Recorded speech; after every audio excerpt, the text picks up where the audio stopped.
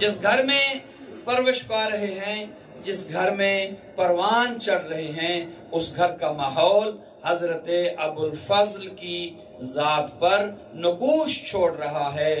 बाप से शुजात मिली, अली जैसे बाबा को अपने घर में देखा और बचपन ही से इल्म वो था, बचपन ही से मारिफत वो थी, बचपन ही से इरफान वो था। जाहिरन तो अगर देखा जाए तो उन चहारदा मासूमीन में हजरत अबुल फजल नहीं है, लेकिन मेरी अकीदत है कि वो उस इज्जतो इस्मतो तहारत के उस दर्जे पर हैं कि जहां पर इंसान की अक्ल भी नहीं पहुंच सकती।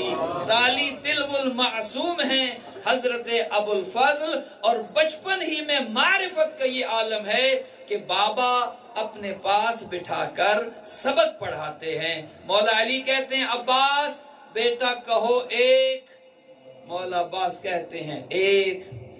अमीर अल मोमिनीन कहते हैं अब्बास कहो दो। कहा बाबा जिस जबान से एक कह दिया हो उस जबान से दो कैसे कहो।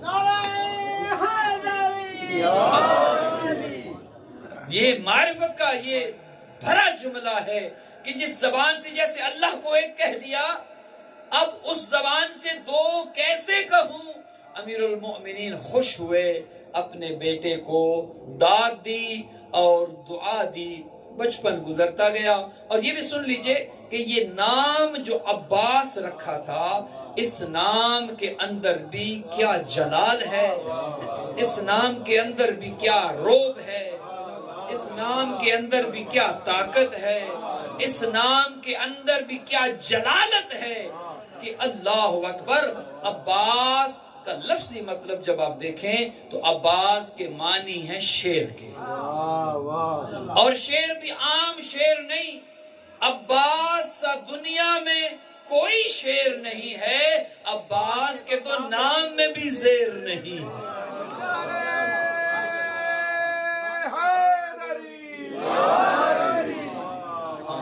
नाम अब्बास जब आप लिखते हैं ऐन बे अलिफ और सीन, नाम अब्बास में भी जेर नहीं है। वो नाम और अब्बास जो है शेर के लिए मुख्तलिफ अल्फाज इस्तेमाल किए गए हैं। अरबी में अब्बास भी शेर की एक कैफियत को कहते हैं। हाँ, शेर के लिए और भी बड़े नाम इस्तेमाल हुए। असद एक नाम है, असद भी शेर को कहते हैं, लेकिन ये सब शेर की हालतें हैं। मिसाल के तौर पर शेर अगर अपनी कछाड़ में पांव समेट कर बैठा हो, शेर अगर, और ये सुन लें, शेर शेर होता है, घर में हो तो भी शेर है, मैदान में हो तो शेर जब कछाड़ में अपनी टांगे समेट कर बैठा हो, आराम कर रहा हो, सुकून से हो, शेर की उस हालत को जो अपनी कछाड़ में बैठने की हालत है, उसकी उस हालत को असद कहते हैं। शेर जब अपनी कछाड़ में सुकून से बैठा हो, उस बैठने की हालत को, शेर के बैठने की हालत को असद कहते हैं। और जब वो आराम से उस अपनी कछाड़ से उठे और चहलकदमी करना शुरू कर दे, टहलना शुरू कर दे, कछाड़ से निकलकर टहलता हुआ बाहर निकल जाए, उसकी उस हालत को जरगाम कहते हैं। है शेर, हालतें बदल रही हैं, और हालतें बदलने के साथ साथ नाम भी बदल रहे हैं।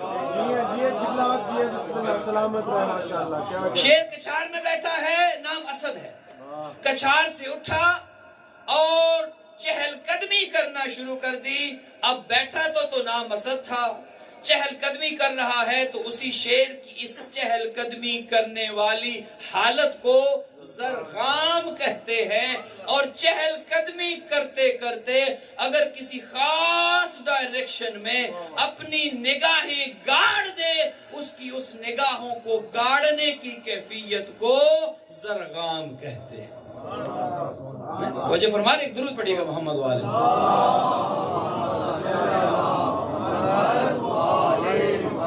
शेर है, अपनी मुख्तलिफ हालतों में है, कछाड़ में बैठा है तो नाम असद, کچار سے اٹھ کر چہل قدمی کر رہا ہے، نام زرغام ہو گیا، اور چہل قدمی کرتے کرتے ایک خاص ڈائریکشن میں اس نے اپنی نگاہوں کو گاڑ دیا۔ علماء اور عرفان کے علماء نے کہا اب اس کا نام غضنفر ہو گیا۔ اب نظریں گاڑ کر وہ چہل قدمی کرتے کرتے دھاڑے مارنا شروع کر دیتا ہے، کہتے ہیں اب اس کی اس حالت کو زرغام کہتے ہیں۔ دھاڑے مارتے ہوئے اپنے شکار کی جانب بڑھتا ہے اور شکار پر حملہ کر دیتا ہے، کہتے ہیں اب اس کی حالت کا نام حمزہ ہو گیا ہے۔